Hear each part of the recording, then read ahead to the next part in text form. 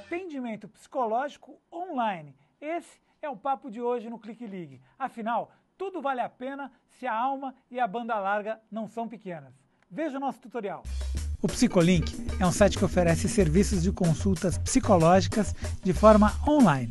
Os atendimentos são realizados por videochat ou apenas chat, onde o psicólogo faz uma breve análise do paciente. Se as consultas online te interessam, o primeiro passo é fazer o seu cadastro. Depois, você decidir qual será o psicólogo que irá te atender. O serviço do Psicolink é pago e para agendar uma consulta é necessário que o pagamento seja efetuado com antecedência. Esse serviço é feito pelo PagSeguro. Em seguida, você já pode marcar as suas sessões. Depois, é só esperar o contato do psicólogo e fazer a sua consulta. Os atendimentos do Psicolink são regularizados pelo Conselho Federal de Psicologia, entidade máxima da categoria. Gostou dessa dica? Compartilhe! Nesse bloco, quem continua o papo sobre terapias online é Luiz Eduardo Valiengo Berni, do Conselho Regional de Psicologia de São Paulo. E para nos ajudar nesse encontro coletivo, nossas convidadas virtuais são Maria Adélia Mingeli Pieta, do Programa de Pós-Graduação da Psicologia da Universidade Federal do Rio Grande do Sul, e Vânia Maria Leão Domingues, especialista em Psicologia Clínica. Gente, obrigado aí pela participação, obrigado por ter vindo ao estúdio. Quem agradece sou eu. Eu queria que você contasse como é que o Conselho Regional de Psicologia vê as terapias online, as psicologias online, como é que isso funciona? Então, o Conselho, acho que é importante a gente esclarecer para a população qual é o papel do Conselho, né? O papel, como a psicologia é uma profissão regulamentada, nosso papel é orientar, fiscalizar a categoria, não é? Para que a prática da psicologia seja uma prática de excelência oferecida à população.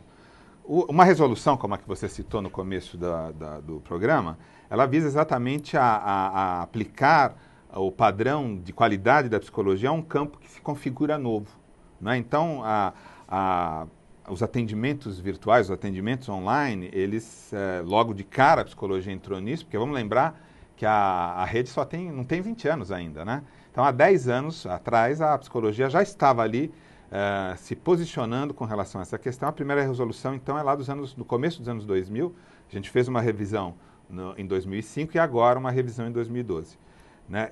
Então, o papel do Conselho é exatamente verificar como é que este campo está pautado, né, e regulamentar.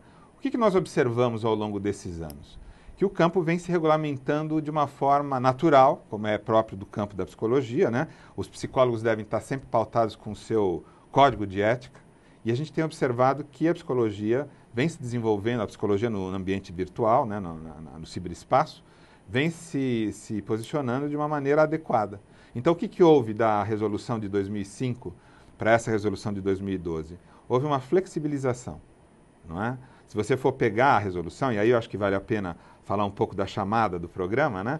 Você chamou lá, o divã virtual vai substituir o divã online? Evidentemente que não. Então, tem muita gente dentro da psicologia que é preocupada com isso e faz resistência às novas técnicas, né? Às novas abordagens, exatamente porque tem medo que, de repente, haverá uma substituição que, de fato, não acontecerá. Natural como com os professores, os pois ensino à exatamente, distância, né? As mesmas questões que se observam no ensino à distância são observadas também na prática virtual, como as colegas, inclusive, lá do Rio Grande do Sul já falaram.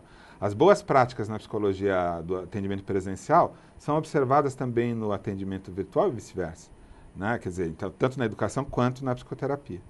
Vamos lá para a resolução. Então, a resolução, na verdade, ela traz a questão dos serviços psicológicos mediados por meios tecnológicos de comunicação à distância. Isso parece uma besteira, mediados por meios tecnológicos de comunicação à distância, né?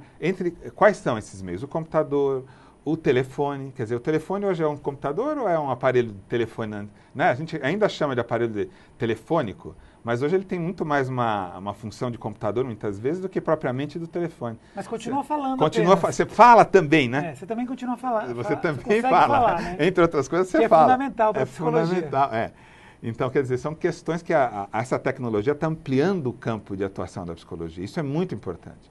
E muitas vezes alguns colegas têm dificuldade em entender, né, que é um campo novo de atuação, fundamental, né, para a difusão do serviço psicológico, já foi apontado aqui no bloco anterior, né, os ganhos que a gente tem com relação ao tempo, por exemplo, né, de deslocamento, não é? Então, acho que são questões que estão... E o que pode e o que não pode nessa área? Então, é interessante, eu tenho até ouvi as colegas falando, eu tenho lá uma proposição para elas que estão trabalhando num ambiente psicanalítico, né, e que é super importante a pesquisa, mas só 12 sessões. Uma sessão, uma psicanálise, uma abordagem psicanalítica, ela é composta por muito mais sessões, né? Então, quer dizer, 12 sessões eu diria que é quase um aperitivo dentro de um setting psicanalítico, não é? Então, o que pode, né? Que tipo de acordo a gente conseguiu chegar? E é sempre importante dizer que a proposição de uma resolução, ela é amplamente discutida com a categoria, não é? Para que a gente chegue à formulação de uma resolução. Então, nós conseguimos entender que hoje, o que pode é a orientação psicológica no mundo virtual, né? Entre outras coisas, pode a aplicação do teste. Teste é um elemento fundamental para o psicólogo, né? Testes que estão validados pela psicologia. Então, consultar o site de um conselho regional, no caso, o Conselho Regional de Psicologia de São Paulo, você vai ter o internauta, o próprio psicólogo, vai ter a relação dos testes que são possíveis de serem aplicados. Exemplo de 3 testes. Ah, bom, agora eu não vou me lembrar. Teste de QI? Poderia ser, eu não me lembro se esse é um teste, são muitos testes, entendeu? Tá. Testes de personalidade, testes de inteligência. Testes de vocação. Testes vocacionais, tá. Entendeu? São diferentes testes que qualquer pessoa pode acessar o site e verificar quais são aprovados. Esses testes podem gerar diagnósticos? Podem gerar e devem ser usados, Por podem exemplo, ser usados. Identificar alguma doença? Então, o que é doença, o que é saúde, a gente trabalha sempre na promoção da saúde, né? Quer dizer, esse é um termo polêmico, entendeu? Mas, assim, claro, depende da forma como os testes foram construídos, eles vão poder indicar um determinado componente que sugere, vamos colocar assim, acho que é mais prudente, uma determinada patologia. Poderia ser, entende? A seleção de pessoal online é possível, né? O recrutamento online e a orientação em algumas situações, né? Por exemplo, também na chamada do programa, falou-se da possibilidade do atendimento do psicólogo, né, que faz um atendimento virtual, atender seu paciente virtualmente. Exceções, né? Então, assim, há uma eventualidade da psicoterapia, vamos situar bem, né? A psicoterapia é um processo que a gente acordou que tem começo, mas não tem um fim determinado, né? Então, começa e normalmente são processos que entram em maior profundidade. As colegas lá, inclusive clínicas, poderão atestar, né, essa questão. Então, elas têm um começo, mas não têm um fim determinado, não é? Então, este campo situa, assim, minimamente, o que poderia caracterizar uma psicoterapia. Porque a psicoterapia, dada a variação de abordagens que existe na psicologia, ela varia muito. Então, a definição de uma escola pode ser rigorosamente contrária à outra, né, a de outra. Então, a orientação hoje foi ampliada de 10 sessões para 20 sessões. Né? Então, a única coisa que nós conseguimos combinar nacionalmente foi o tempo, porque a forma do atendimento depende muito das abordagens. E para onde caminha isso?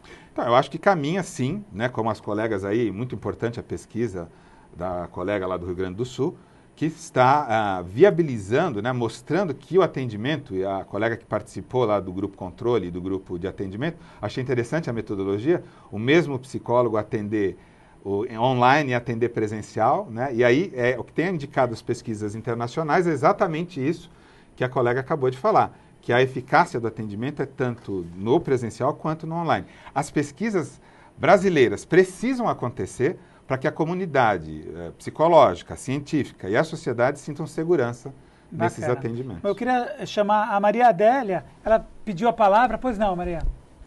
Eu queria explicar por que as 8 terapeutas integrantes do estudo atendem presencialmente e online. Essa metodologia é para tirar viés de terapeutas. Se eu colocasse 4 terapeutas atendendo no Skype e 4 terapeutas atendendo presencialmente, poderiam dizer que os atendimentos bem-sucedidos no Skype se deram às características daquelas terapeutas que atenderam no Skype. Então, como todas as terapeutas estão em ambos os grupos, são as mesmas pessoas que estão atendendo todos esses pacientes e se os resultados se mostrarem similares, certamente não se pode inferir aí viés de terapeuta. Esse diferencial é imprescindível, porque eu desconheço nenhuma pesquisa brasileira que tenha abordado a questão por esse viés. E importantíssimo, quer dizer, vai demonstrar, espero que sim, já na palavra desta colega participante, dizendo que eu senti que a mesma eficácia aconteceu. Quer dizer, olha que contribuição importante uma pesquisa dessa natureza está trazendo para a psicologia brasileira, né? Infelizmente, são muito poucos os psicólogos que são interessados nessa abordagem, não é verdade? Poucos psicólogos. E como é que surgiu a ideia dessa pesquisa, doutora Maria Adélia? Como é que foi? Isso foi um projeto de pesquisa que tem algum parceiro acadêmico que está patrocinando? Como é que é isso? Nós conseguimos a colaboração do Instituto Contemporâneo, porque realmente para fazer esse tipo de estudo tem que haver instalações, terapeutas com especialização em psicologia clínica, com muito tempo de prática e que destinem certos horários para atendimento de pesquisa de forma gratuita, isso é muito difícil, né? A gente sabe como é corrida, a vida.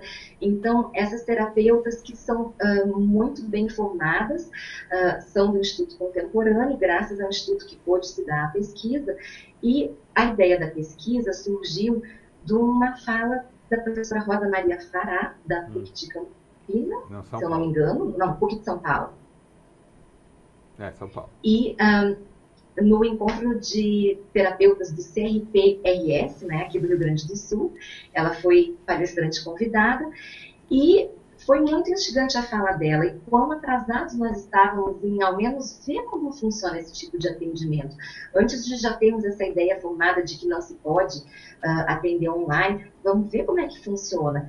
E o que move o pesquisador é a curiosidade, né? Então, eu fiquei muito curiosa para ver como é que se dava. Consegui respaldo da universidade, acharam que era uma pesquisa pertinente, valia muito para a sociedade, e o Contemporâneo, que tinha como missão do Instituto abarcar novas tecnologias também, tá, em sintonia com o seu tempo, olha, com abordagem psicanalítica. Isso foi incrível, porque os psicanalistas tenderiam a ser mais resistentes, né, a esse tipo de atendimento. Embora, só para fechar, a China American Psychoanalytic Alliance, que é uma associação psicanalítica que está na China, está recém começando a formação de psicanálise na China. Então, não há analistas chineses. Os alunos da formação psicanalítica na China American Psychoanalytic Alliance realizam sessões de análise de 2 a 4 vezes por semana com analistas estrangeiros. Bacana. Eu queria a contribuição aí da doutora Vânia Maria, que pediu a palavra. Pois não, doutora? Eu acho importante, já que eu estou representando os psicólogos de orientação psicanalítica, eu acho importante, assim, nem sempre a psicanálise se dará naquele contexto de divã, do tempo indefinido. Atualmente, se atualizou muito o conceito de psicanálise, ele ficou mais extenso, tanto que recentemente esteve em Porto Alegre uma psicanalista argentina de renome, a doutora Janine Puget, que também atende pacientes por internet. Então, assim, o que eu utilizei no atendimento dos pacientes, tanto presenciais quanto por Skype, foi uma psicologia de orientação analítica do tipo focal, tanto que nós tivemos êxito no foco estabelecido no início do tratamento e na consecução do objetivo até o final. Então, isso eu acho que é importante, né? Que a psicanálise ela pode ser praticada em N situações. Bacana, excelente. Freud jamais imaginou que isso fosse acontecer, né? Será? Vamos fazer um pequeno intervalinho e a gente volta daqui a pouco.